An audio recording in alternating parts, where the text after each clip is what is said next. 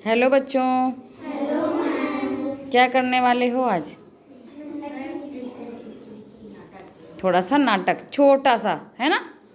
तो नाटक कहाँ से शुरू होता है? कौन से पार्ट का है ये? आठ पार्ट। क्या है नाम पाठक का? मैं और मेरा देश। तो देखिए बच्चों, अपने देश के लिए कोई क्या क्या कर सकता है। तो स्वामी राम तीर्थ के जीवन से जुड़ी एक घटना है छोटी सी, तो उसको छोटे बच्चे ये सब करके दिखा रहे हैं आपको, जरा देखिएगा गौर से। हाँ भाई, एक बार स्वामी राम तीर्थ जो है रेल यात्रा करके कहाँ जा रहे थे? जापान।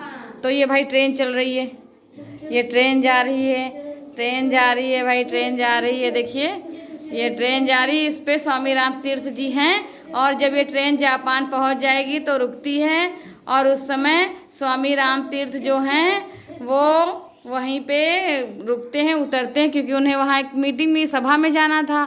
लेकिन उस समय भूख लगाती है उनको, और उस समय वो भोजन जो है उनका जो था, ये देखिए ट्रेन से बाहर आ गए हैं और इनको भूख लगी है, ये फल ढूंढ रहे हैं। वहाँ पे उनको फल नहीं मिल रहे हैं कहीं से भी, काफ़ी सोच विचार कर रहे हैं। देखिए ये कैसे फल नहीं मिल रहे हैं इनको, तो ये क्या कह रहे हैं जरा सुनिएगा गौर से।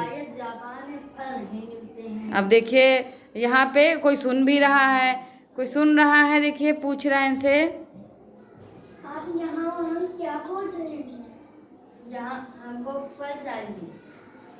फल चाहिए। अब ये पूछ करके चले जाते हैं, और ये स्वामी राम तीर्थ जो हैं वो सोच के कहते हैं क्या यहाँ फल नहीं मिलते? इसने हमसे पूछा तो क्यों पूछा, विचार कर रहे हैं। तब तक ये युवक जो है जा करके इनको ये फल, ये कहाँ से फल ले आए? ये देखिए वार्ता सुनिए भाई। ये फल हम अपने जापान से लाए हैं। अपनी वहाँ से ढूंढ के लाए हैं ये, ठीक है। इसका मूल्य क्या दूँ? आप यूं ही रख लीजिए, इसका मूल्य नहीं आप दीजिए। आप मूल्य तो लेना पड़ेगा। स्वामी जी कह रहे हैं भाई मूल्य तो लेना पड़ेगा, क्योंकि हमको आपने फल दिए हैं, वो भी कितने ताजे ताजे अच्छे वाले फल है ना। और स्वामी जी फल देख के तो बड़े खुश हो गए, इनको भूख भी झन्नाटेदार लगी हुई है और इनको खाना भी है ना। तो भाई मूल्य की बात तय कर रहे हैं। उन्होंने सोचा ये फल बेचने वाले हैं, तो लेकिन ये जापान का एक युवक है जो कि फल नहीं बेचता, लेकिन इनकी भूख को देख करके और इनको ढूंढते हुए देख करके कि इन्होंने कह दिया, कितनी बड़ी बात कह दी कि जापान में फल नहीं मिलते, और ये जा करके फल ले आए हैं। तो भाई बातचीत सुन लीजिए, मूल्य पूछ रहे हैं। मूल्य इसका क्या दूं मैं? आप यूं ही रख लीजिए, आप इसका मूल्य मत दीजिए। इसका मूल्य तो लेना पड़ेगा। अब स्वामी जी जिद कर रहे हैं मूल्य लेने के लिए, तो देखिए ये बच्चा क्या कहता है। तो आप मूल्य देना ही चाहते हैं तो अपने अपने भारत में जाकर ये ना कहिएगा कि जापान में फल नहीं मिलते हैं। अच्छा, क्या बात है।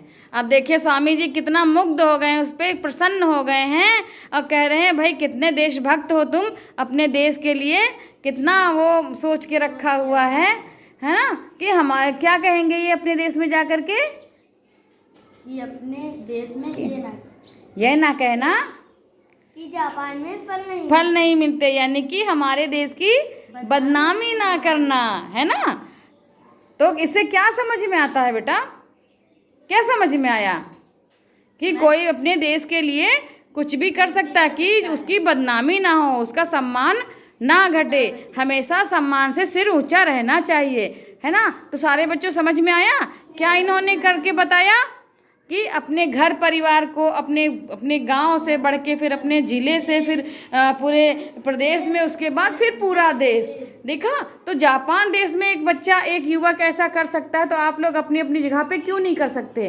तो इस छोटे से एक के लिए भाई हो जाए तालियां।